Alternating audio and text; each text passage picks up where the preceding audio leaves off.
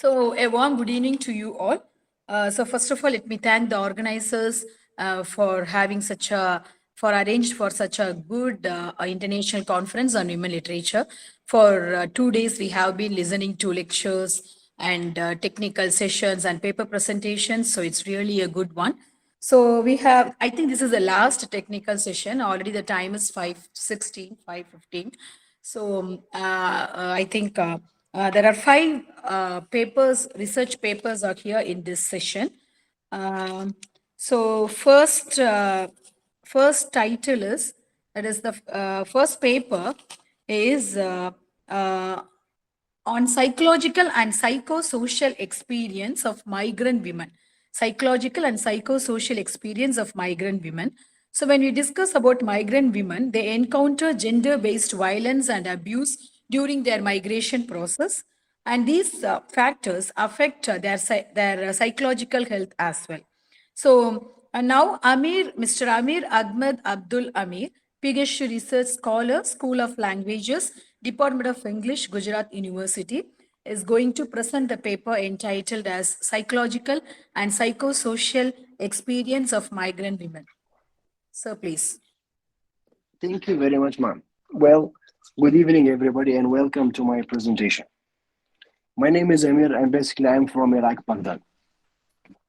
Currently, I'm speaking from Maharashtra, Pune. Well, the object of my presentation is to inform you about what women are really faced during their migration. Migration is a very much in news nowadays. We might see images or even headlines like any of these. Most of the news reports these days speak educate within developing nation or from the developing to the developed nations. The UN defines a migrant as anyone who lives in a country other than where they were born. In a globalized world, migration is a fact of life. People relocate for a variety of reasons, including to pursue education abroad, reunite with the family, finding and living in a good society, and guarantee a better future for their kids. Others flee their countries in order to avoid discrimination, poverty, conflict, insecurity, and crime. Migration is a phenomenon that is characterized and influenced by a variety of factors, and the various stages of the journey are connected to various degrees and types of psychological distress. Family separation, psychological stress and trauma, and health issues are just a few of the additional specific risks that women in particular are exposed to during migration and while they are in transit for migration. Women are certainly migrant large numbers around the world today, and half of the migrants are women. In fact, but they do face a different reality. Their experience in transit is often much more complicated, and they experience a different reality in crossing borders. They are also responsible for their migration of their families, for their children, taking care of their children's welfare, taking care of their health issues. They may be they may be pregnant, they may be giving a birth when in transit. So it's like very complicated situation for them. And we are not talking about a transit that takes place over a matter of days. No, obviously not. It maybe takes a transit that transit can maybe takes place over a matter of months as well, in which people are crossing through one country to another. You know, multiple borders, like crossing from another country to another. So it is a very difficult situation for them, and they are doing that with their children in tow and managing their health and the income of their entire family. According to the according to the Euro Mediterranean Human Rights Network data that present, Many innocent women are arrested and become object of sexual and psychological violence. Others are used as a bargaining chip for hosting exchange. These traumatic events can determine the onset of psychological disease and increasing entertainments in psychiatric hospitals.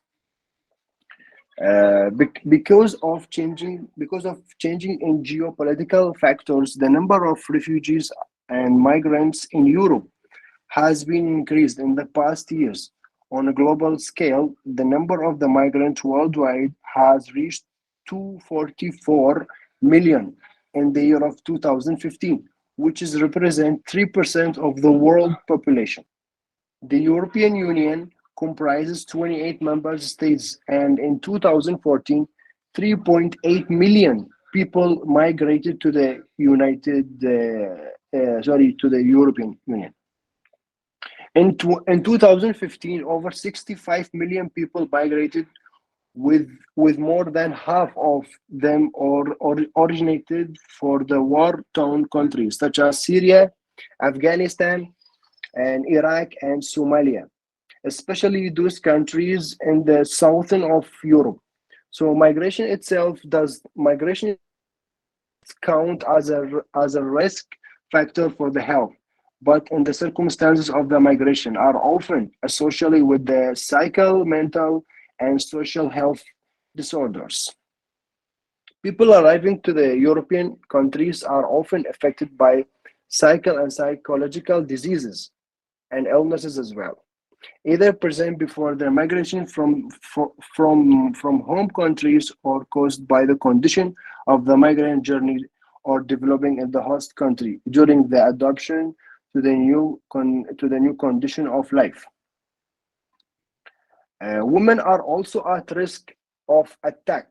Women also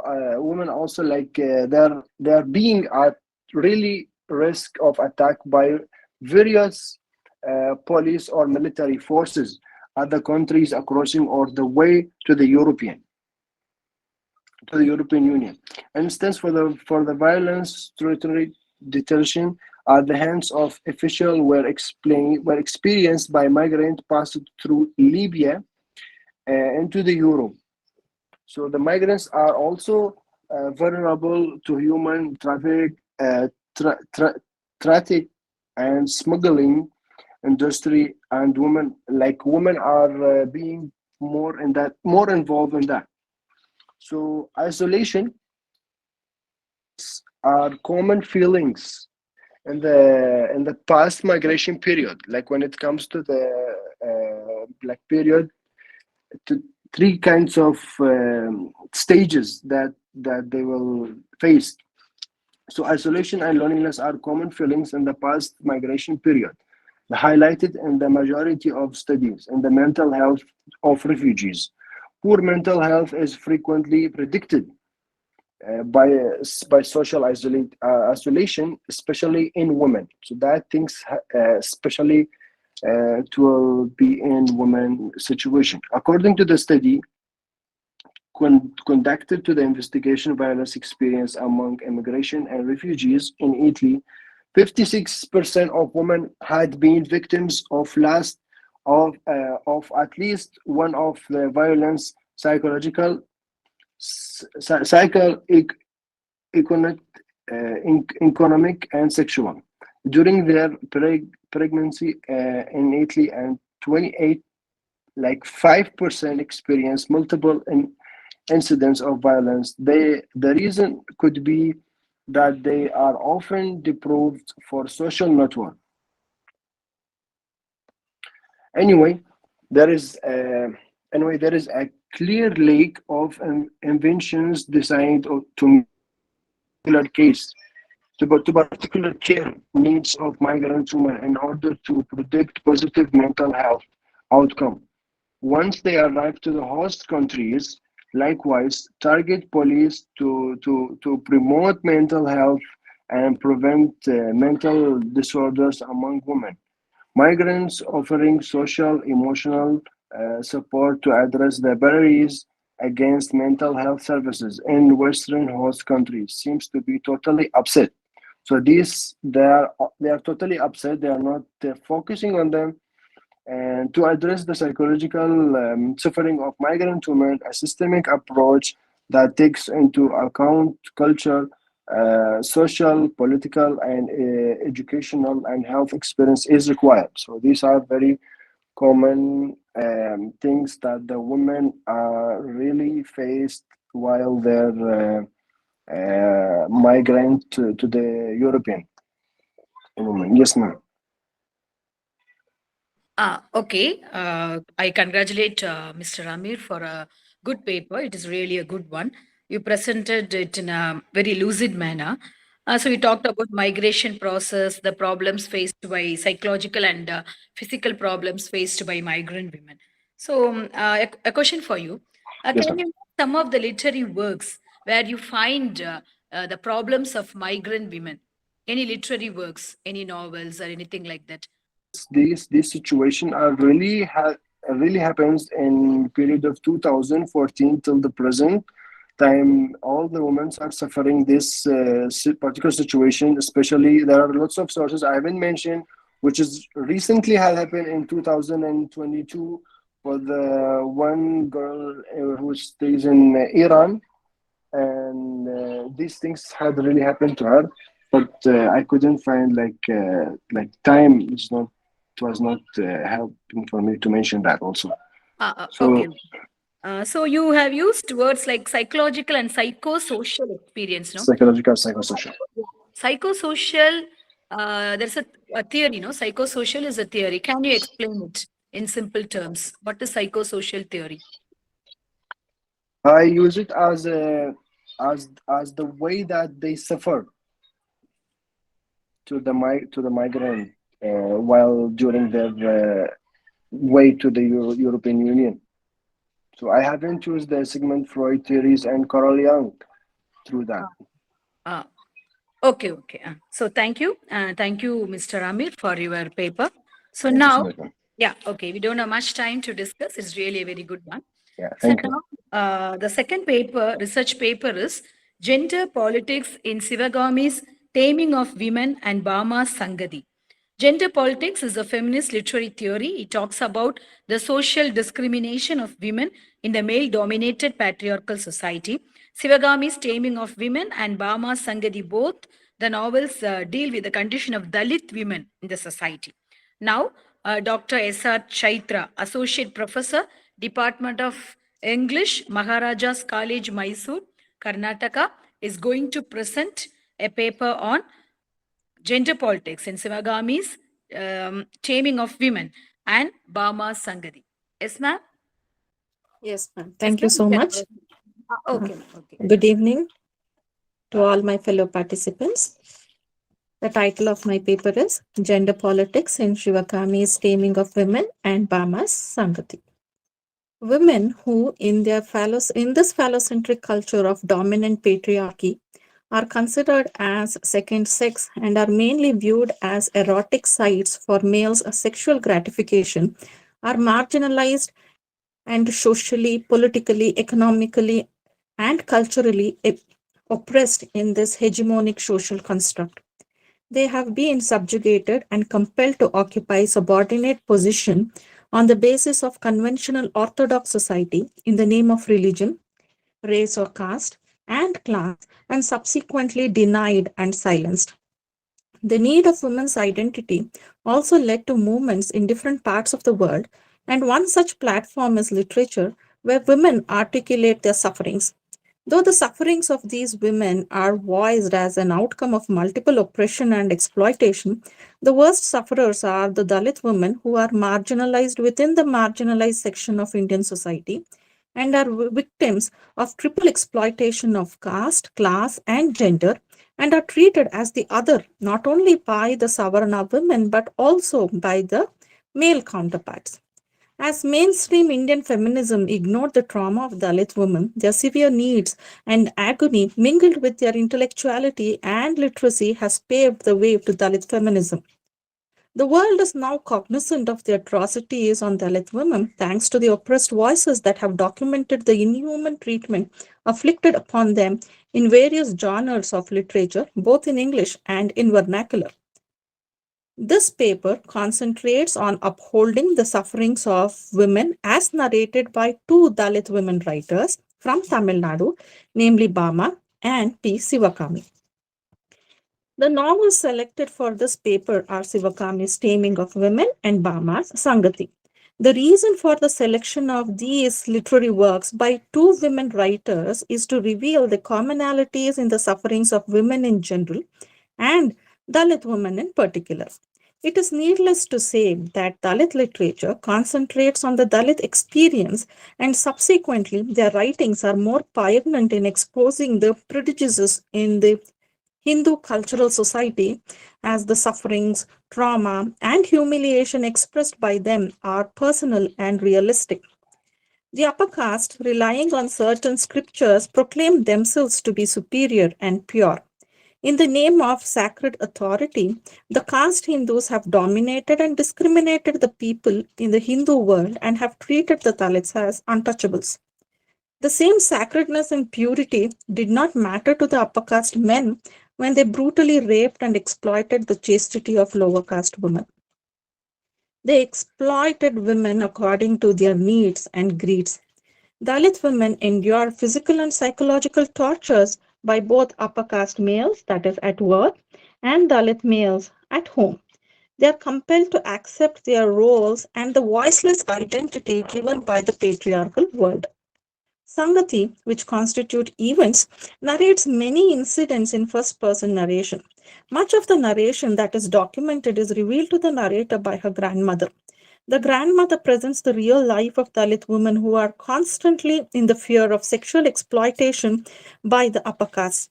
Once, when the narrator and her grandmother were out gathering firewood, the grandmother warns her, saying, I quote, women should never come on their own to these parts. If upper caste fellows clap eyes on you, you're finished. They'll drag you off and rape you, and that's for sure. If you go on a little further, there will be escaped criminals lurking in the plantations.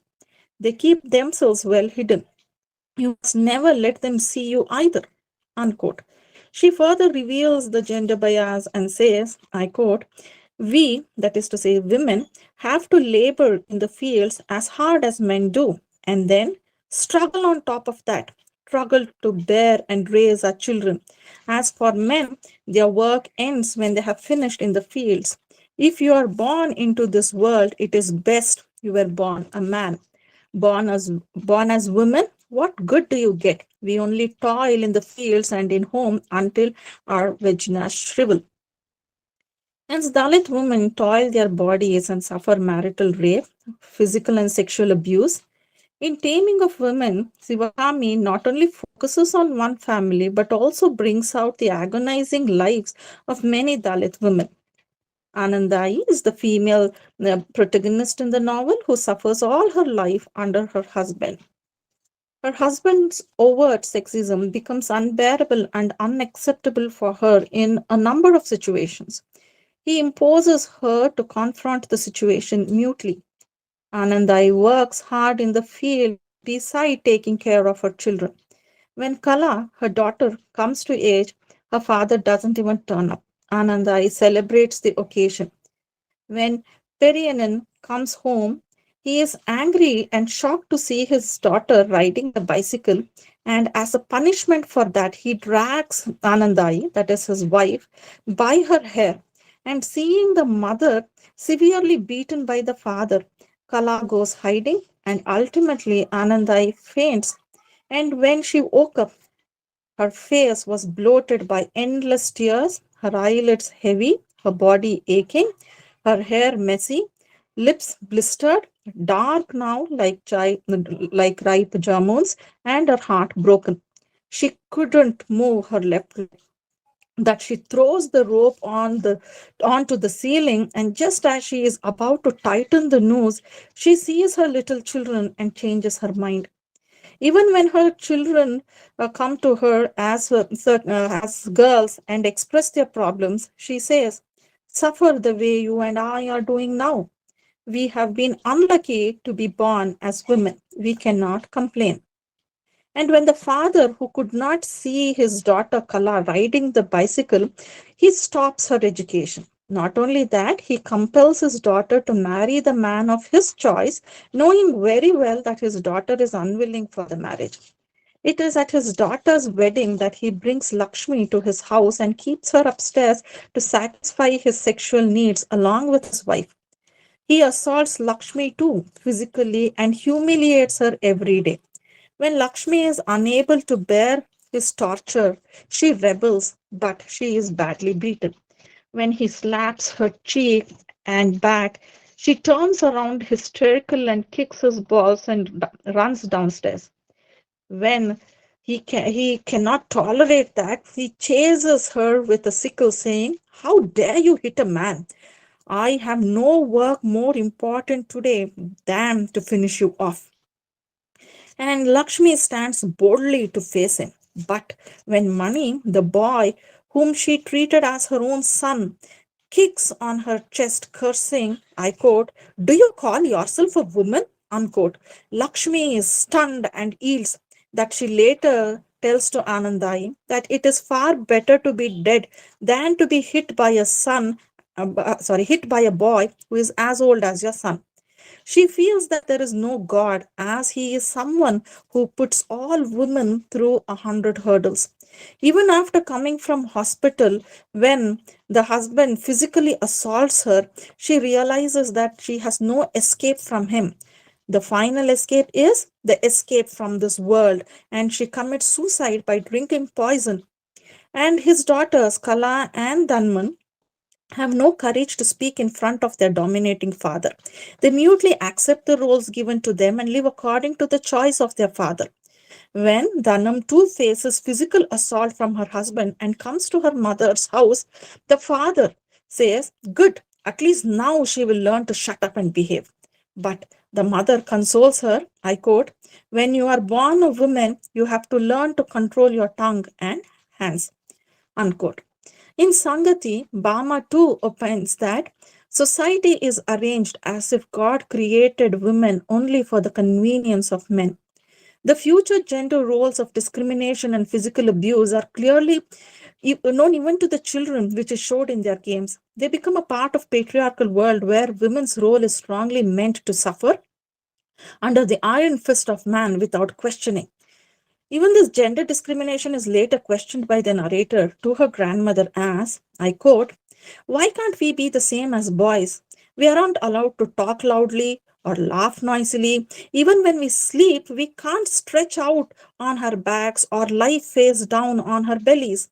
We always have to walk with our heads bowed down, gazing at our toes. Even when our stomachs are screaming with hunger, we mustn't eat first. We are allowed to eat only after men in the family are finally finished and they have gone. What party aren't we also human beings?" Unquote. So, if Bama Sangati narrates many pathetic incidents of Dalit women's daily routine life, Sivakami's The Taming of Women depicts how women are tamed in the social hegemonic construct of male dominated world. It is not only the father or man as the head of the family who exploits his wife or wives, mother, and his daughters. The symbolic extension of the domination of father figure is also seen in the brothers or sons. Similarly, the symbolic extension of the mother's repressed self is seen in the voiceless existence of sisters and daughters. Thereby, the dominated male social order perpetuates. Women are never free, be it as a daughter, wife, mistress, aunt, or a mother. Hence, the power structured relationship of traumatic realism due to gender politics forces a woman into repression, which is well narrated by both the authors. I quote, "The lives of women exist at the interface of caste and class inequality, especially since the description of management of gender and female sexuality is involved in the maintenance and reproduction of social inequality." unquote. This quote is by Kumkum Sangari and Sudesh Vaid. And to conclude, I say, Dalit women's writings reveal the sameness of sufferings of pain and anguish. Dalit writings are testimonies that have made people cognizant of self elevation and self assertion. They have subsequently created social awakening by instilling cultural consciousness. Thank you. Okay, ma'am. Thank you. I really congratulate for giving a very, it is really a detailed paper. You talked about the subjugation of Dalit women socially, physically, economically, and the physical abuses and the psychological problems they have, and Dalit feminism, and so on. So, a question for you. So, these novels have written some 2 or 3 decades before ago. So, can Yes. you Yes. tell about the Dalit women's present scenario? What about their lives in the present society? Did their condition has Yeah. improved a little bit? Can you find any No. notable difference? Can you say one or two? I do not really think that there is any notable difference, ma'am. See, for a person who is a Dalit, and especially for a woman, just to raise her voice and articulate her voice in these writings have taken so many years. And I don't think so in 1 or 2 years there can be any significant changes in their lives. And of course, if at all any little changes that we can see is, I feel that they have to get educated and try to come up. Other than that, I don't find that there is any significant changes in the society. Even now, Dalit girls are victimized, they are raped, and even now we find in the society that there is no real justice given to them. So in this condition, I don't think so that there is any significant change, a notable change. Yeah. Okay, ma'am. Okay. So it's good. It's a good answer. Thank you, ma'am. Baba has written another novel, another autobiographical novel, Karukku. So this Yes, novel, ma'am. Sangati, you say narrate the incidents of Sankati. Can you find any kind of a relationship between these two novels? Any Yeah. similarities can you find? Y- Yes, ma'am.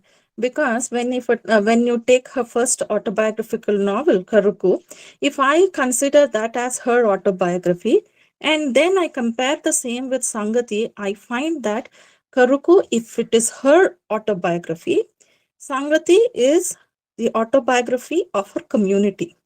So, in one or the other way, she is revealing what is happening in the society.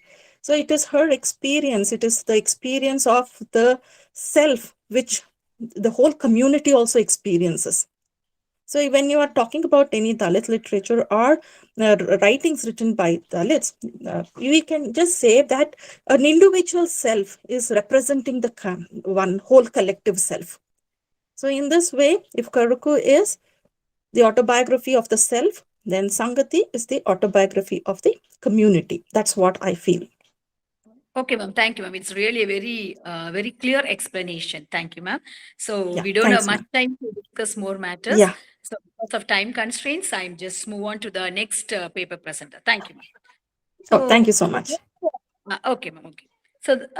So the next third research paper that we have is the aspects of women in Manu Joseph Serious Men. The aspects of women in Manu Joseph Serious Men.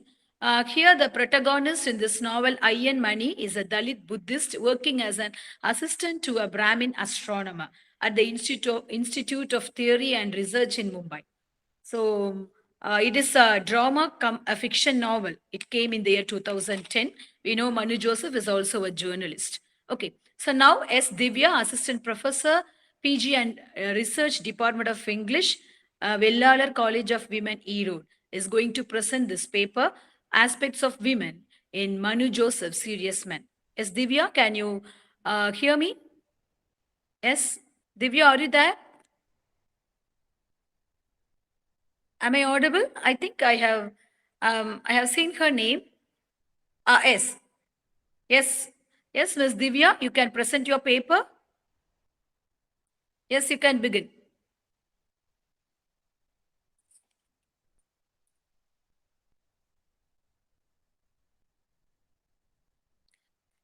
Yes. Yes, Miss Divya, you are not at all audible. You can begin your session. You can begin your presentation.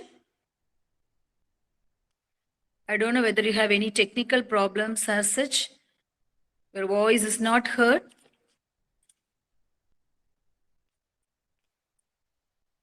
Yes, ma'am. Okay, okay. Yes, ma'am. You can present your session. No, I think. Is it audible, ma'am? Yes, ma'am. It's audible. Yes, ma'am. Sorry for the trouble, ma'am. Sorry Yeah, for the trouble. yeah. It's Divya only, no, ma'am. Okay, ma'am. Yes, ma'am. Yes, ma'am. Okay, ma'am. You can proceed with your paper, ma'am. Yes. Okay. Good evening, all. I'm going to present a paper on aspects of women in managers of serious men.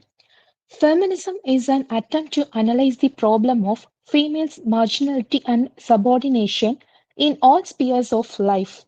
Feminists try to solve the problems of subjugated women. In recent times, male writers too observe the actual sufferings of women. The sufferings related to gender affects a higher caste woman as well as lower caste women. Manu Joseph's novel Serious Men revolves around the characterization of womanhood and identity in contemporary India. The character of Manu Joseph pictures the wide view of social life, political event, inner sensibility, modernity, tradition, make him an existential novelist. Even though Ironmoney is the protagonist of the novel, Mani Joseph gives importance to the portrayal of women characters such as Oja Mani, Opanna Ghosh Malik, Lavanya Acharya. The first part of the novel deals with social and political issues that are important to the Dalit women through the character of Oja Mani. Oja Mani, Ayan's wife, is an active participant in the novel. However, she is pictured as a typical homemaker. She cooks, cleans, and when she is not busy doing that, she takes time for herself to watch her Tamil soap operas. Here, Tamil soap operas represent the claim of Oja's own power in the space of the home. Narrator states from 7 to 9 every evening, she was hypnotized by the melancholic Tamil soaps. During the time, she encouraged everybody to disappear. Outside the home, she has no voice of her own. She became mute in front of her husband's argument. Even though she had belief in gods, she restricted to worship by her husband. But Ayan is a Buddhist. After colonialism, many Dalits felt that it was impossible to remain Hindu because of the social laws that were implemented to restrict their selfhood and freedom. As a result, many Dalits converted to Buddhism. Ayan is a Buddhist, but his wife Oja is a Hindu. However, Oja likes to worship gods. Ayan restricts her. According to him, Buddha is the only god and others are created by Brahmins. Oja believes that Aditya, a son of them, was a handicap, unable to hear in his left ear due to curse of not faith in gods. Here the plot of narrative technique appears. It shows the innocence of Oja towards her beliefs. But there is a cunningness which Ian hides from his wife. Before their marriage, Ian was interested to donate his sperms with the insane idea of donating Dalit sperm to the fair childless Brahmin couples. He come to know that sperm banks do not reveal the identity of the donor, so his seed could impregnate hundreds of unsuspecting higher caste women. Doctors reveals that his sperm was just half of the normal rate and his contribution could not accept it. Ian told Oja about the defect many months after their marriage with an insane idea that she does not she does nothing whatever it has been. It exposes the blamelessness of Oja. Apart from science, she even believes that the curses of God which affects the left ear of Adi. In dressing sense, Ayan asked Oja to wear light color sari during Adi's school function. He makes to hide away her ability to express herself. Even though he dominates Oja, he indirectly builds a plot around Adi and he wants Oja to live a better life than her superiors and friends. He remains the life of sorry Oja remains the life of ancient typical woman. In India, an ancient woman follows the words of her husband and does nothing without a word from her husband. She has the restrictions in the form of speech, love, dressing sense, ability to express herself and her own identity. Oja resembles the race of typical Indian woman in olden days. Mani Joseph paints the customary statue through the character of Oja Mani. The second part of the fiction, Manu Joseph exposes modernity through the characters Opanna Ghosh Malik and Lavanya Acharya. Opanna Ghosh Malik was the head of astrobiology, the solitary queen of the basement lab in the Institute of Theory and Research. There were some situations where Opanna thinks herself as equal to male scientists. She used to smoke. She would smile when she learned that the ladies' restroom on the third floor was called ladies and the men's was called scientists. Generally, she was privately against the women who were used as ceremonial dolls in the occasions. Due to infatuation, Arvind Acharya spent his night hours with Opanna. Later, he asked her to get out of his life. This withdrawal had affected Opanna very much. She waited for the better time to revert and condemned some fungus into the samples. That is, Acharya wanted to prove the possibility of extraterrestrial life above the earth and aliens might be coming towards the earth. Later, she wrote a letter to the Ministry of Defense stating that she was forced to contaminate the contents in one of the samples. This situation makes Acharya to be suspended by committee.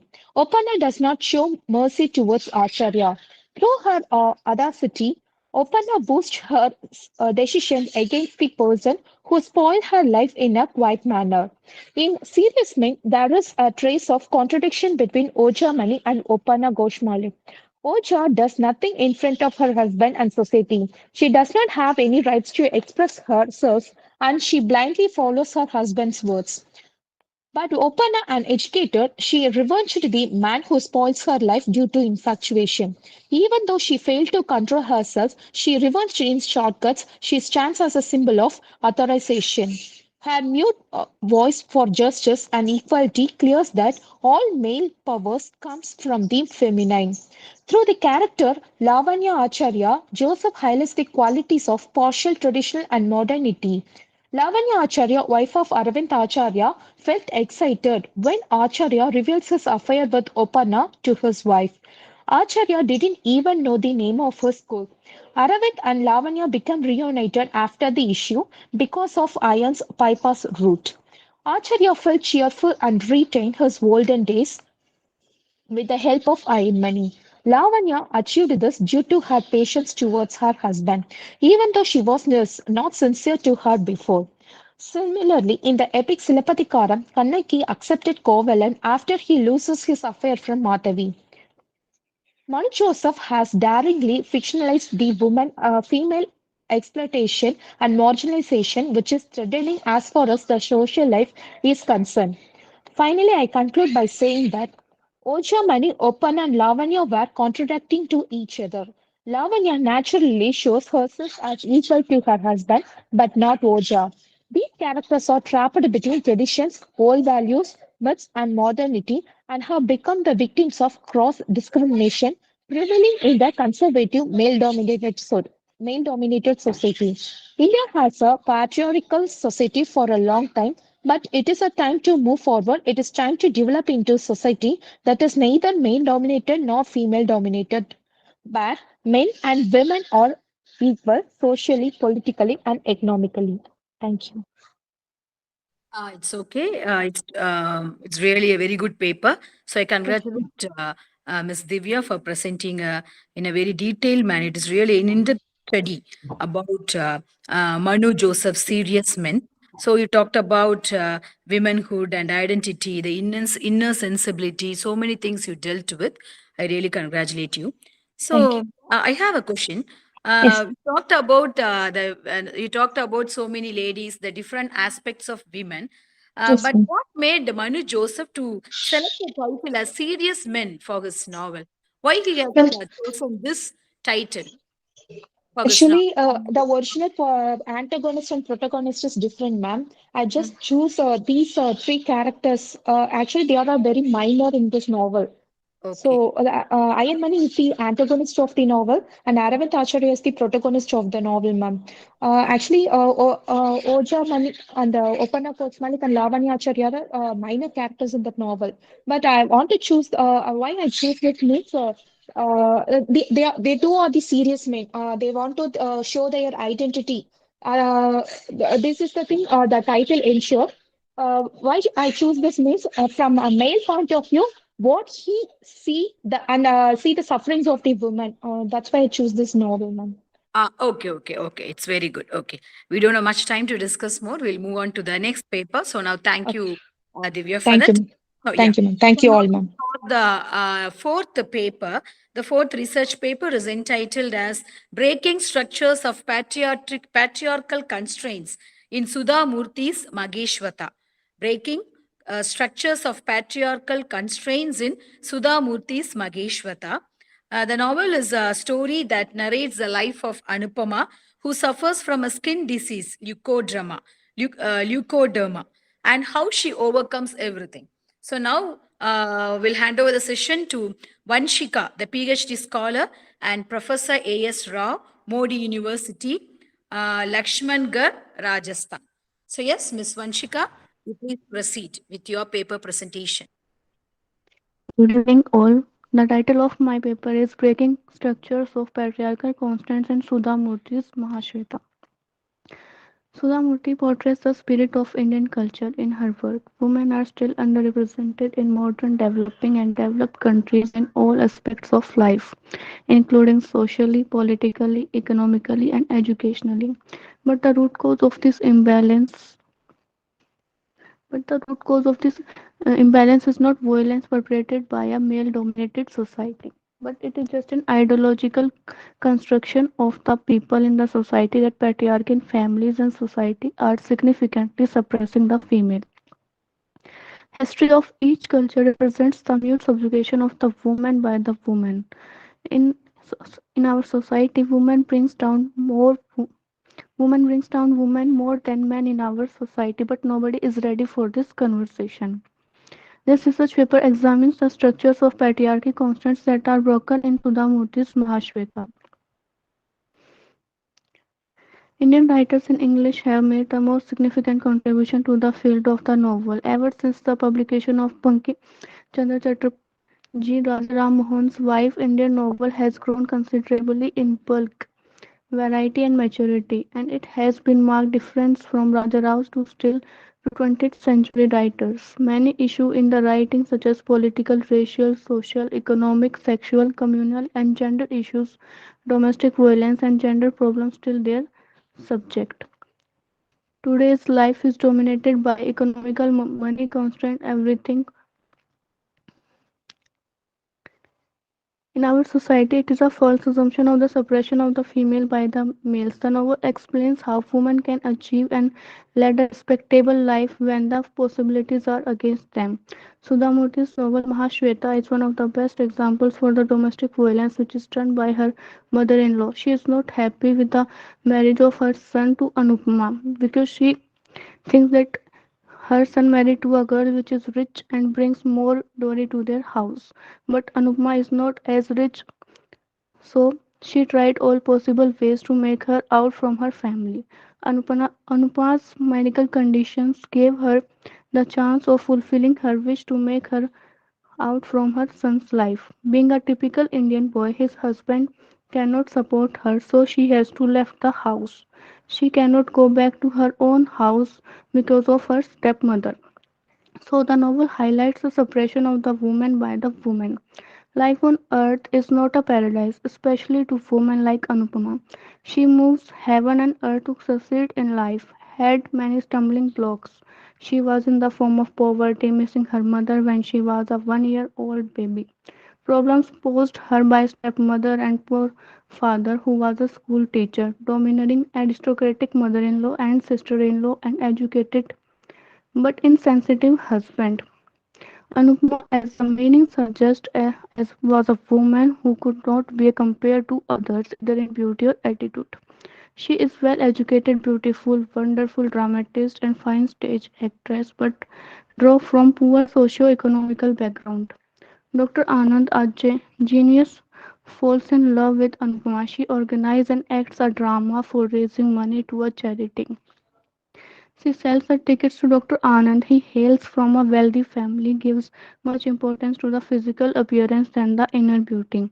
He is successfully throughout his education and career and also expects his wife to be something special from others.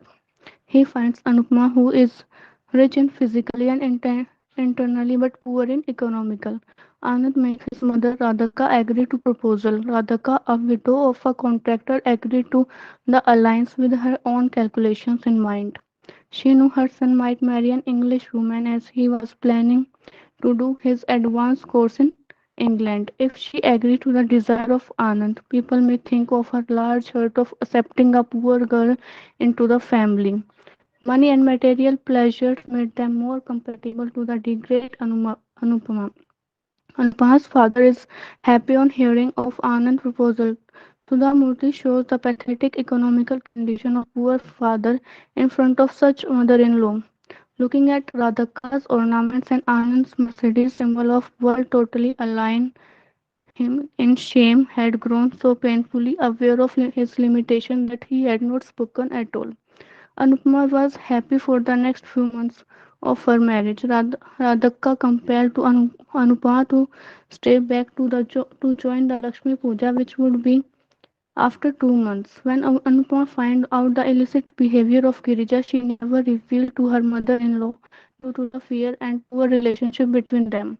Anupama's problem started from the day of Lakshmi Puja. She discovered the white patches on her leg and found it was leukoderma from the dermatologist. Here, her mother-in-law get the chance to make her out of her family. Thank you.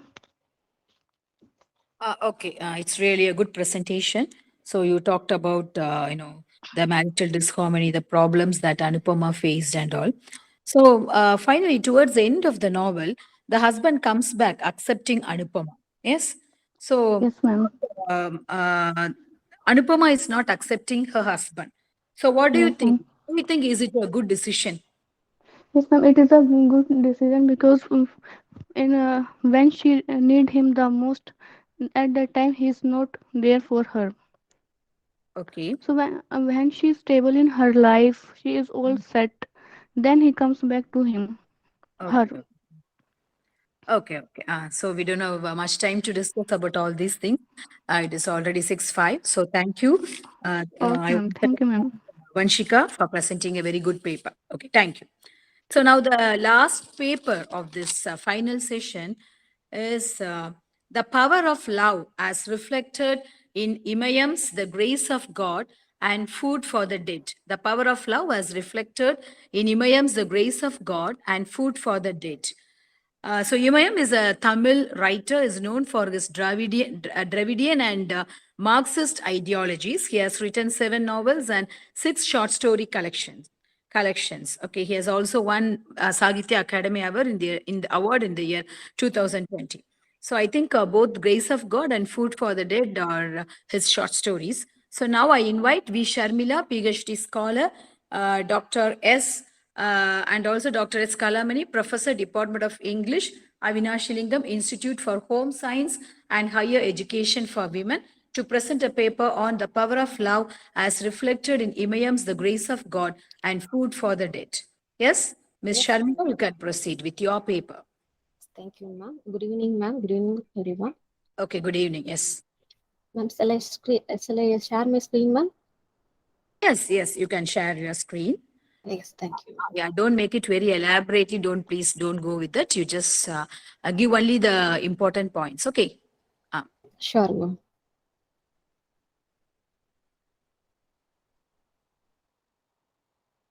Yes, thank you, ma'am. My presentation title is The Power of Love as Reflected in Imayams, The Grace of God and Food for the Dead. It will discuss the true love of friendship and the bond between mother and daughter. The introduction. The introduction. Imayam is a prominent writer of Tamil in the present times. His real name is V. Annamale, and he is best known as a novelist of Tamil. Many of his works have been translated to English, French, and other languages. His most acclaimed works are Koveru Kaladigal and Armugam. As of now, he has published 5 novels apart from 5 short story collections and a novella. His novels and short stories talks about the voice of the voiceless in the northern part of Tamil Nadu peoples and their struggles. And he has won several prestigious awards. To name a few, Agni Aksara Award in 1994, And then Tamil Nadu Progressive Writers Association Award, an Amuda Medical Award for Literature in 1998, and Year Lifetime Achievement Award in 2018, and then Sakitya Academy Award for in 2020 for his novel Silladapanam. His books are mostly about women's lives and a realistic portrayal of perspectives. Uh, the concept taken from psychologist John Lee, the social psychologist John Lee suggested that there are different styles of love or imaginary archetypes. These styles defines the most prominent features of each types of love. In his 1933, the book The Color of Love is described. There are three primary styles of love. For one, Eros, and second one, Lotos, and third one is Troch. The first one, eros, the term eros stems from the Greek word meaning passionate or erotic. Lee suggested that this type of love involves both physical and emotional passion. It represents love for an ideal person. And second one, lotus. Comes from the Greek word meaning game. This form of love is conceived as playful and fun, but not necessarily serious. Those who accepted this form of love are not ready for commitment and are wary of too much intimacy. So this represents love as a game. And third one, storge. And the storge stems from the Greek term meaning natural affection. This form of love includes familial love between parents and children, siblings, and extended family members. This love can also develop out of friendship, where people who share interest and commitments gradually develop affections for one another. Therefore, it represents love as a friendship. Let me give up a brief and short story collections. Beyond Law and Morality is Love, which means the love creates bond to ensure the great friendship and hardship, suffer the severest cruelty and overcome any distance. Then the love is essential in life. Love is both a feeling and an activity. We feel love for someone and act in a loving manner. Love at, love at commitment are closely related to each other. The value of friendship and relationship flows from the same source. It has been true love of controlling people. The love bonding is crossing barriers of caste, creed, and religion is considered to be for superior. The first short story collection is The Grace of God. In this short story, talks about the relationship between a friends. The main character of this short story is Chandravadanam. Was a great singer. She sang mainly at the temples that she could be sing properly as her health failed. Kaliamal was her close friend and a caretaker in childhood. In spite of the difference in status and caste, Chandravadanam and Kaliamal become great friends with a good understanding, and she takes care of Chandravadanam after her father's death. And Chandravadanam has been critically ill, so she was admitted to the hospital. And at that time, Kaliamal is not allowed to see her relatives because of due to her caste issues. And then Chandravadanam gets herself discharged because she was met her friend, and then she moved to home, provide and help Kaliamma. Chandravadanam becomes serious conditions when she was on her deathbed. So relatives surrendered her family members. They have been waiting for 3 days. The reason for her death, they were the pouring of milk by relatives for Chandravadanam, but the results doesn't help her. The death prolonged. When the aged Kozlis visited the Oliamma, her close friends, we called to cover milk and said everyone frowned. After her cousin's wife suggested to bring Oliamma to happen after much argument, her family and relatives let her give milk to Chandravadanam, who dies peacefully. When the dead body was buried, Kaliamma managed to put a handful of earth, restoring the opposition, the love between the two friends bond, them mentally and emotionally. Among the three types of primary love, psychologist John Lee talks about the love between the two friends is that estrogenic. As he points out that love develops out of friendship, as they share common interests or commitments, and gradually develop affection for one another. And the second short story collection is The Food for the Dead. In this short story, Emails talk about the love that exists between mother and daughter who has run away with a man of different caste. It is an unwritten law in the community that if a girl marries a person of lower caste, her breast will be cut off. Pungode's daughter Amsavali has completed her MSc, and she goes for MIT and she falls in love with a photographer of lower caste. After her final exam, didn't return home. So that time, considering her to be dead, and encouraged Pungo's husband and the son of performed the last rites for her and gave food for the dead to entire village. Because of her love for her daughter, Pungodi goes against her husband's son and the village in the search of a daughter. And then Pungodi takes the jewel sport for her daughter some money along with her daughter's certificates and goes from school and school searching for her daughter. And then she is afraid that the certificates might be burnt by the angry father and son, because if the papers are burnt in fit of range, her life will be ruined. She will be an orphan with the one another to help her. Her mother's love and impulse had against her family and the village among the three states of primary love. The psychologist John Lee talks about storge, the love between family members. The term storge stems from the Greek word meaning natural affections. This form of love includes familial love between parents and children, and siblings and extended family members. This love comes under this natural affection. The last thing's conclusion: the relationship between a friends becomes strong when there is mutual love and understanding. The bond between a mother and daughter is special. A mother's love for her daughter cannot be described in words. Some things are hard to say, but they can be felt. The present study showed that when there is true love between friends or family members, that will not be undermined by discriminations like caste or class. And Eminem speaks about love between a man and a woman that causes the norms set by the so-called custodians of society and how society wants to deal with them. That's it, ma'am. Thank you. Okay, I thank you. Actually, I appreciate V. Sharmila for presenting such a good research paper. It's really a very good one. Whatever Thank she you. has told, she told it in a very detailed manner. So I Thank have you. a question for you. We know Yes. that Mr. Imayam is the Tamil writer. He is a Dalit writer. He talks about the issues of Dalit women and their sufferings and all. So can you find any kind of matters about Dalit women, their suffering, that is in these two short stories that you have selected? Can you find any matters there in Yes, sure, connection ma'am. with Dalit literature? Can you find any instances? Yes, sure, ma'am. In reality, caste, class, and power are closely intertwined. And class, under certain social and historical conditions, are organized for communal activity, but don't necessarily for communities. The love bonding one has for one another beyond. These kinds of caste systems considered to be for superior to all other caste system, ma'am. That's it. Okay. So thank you for your answers. Actually, we don't have much time to proceed. It's already 6:15. I think it's time to conclude the session. So I Okay, thank the thank you. organizers for conducting such a good seminar. We have for I think past 2 days. It's really a food for knowledge for us. So we have got great informations. So now I hand over the session to the admin.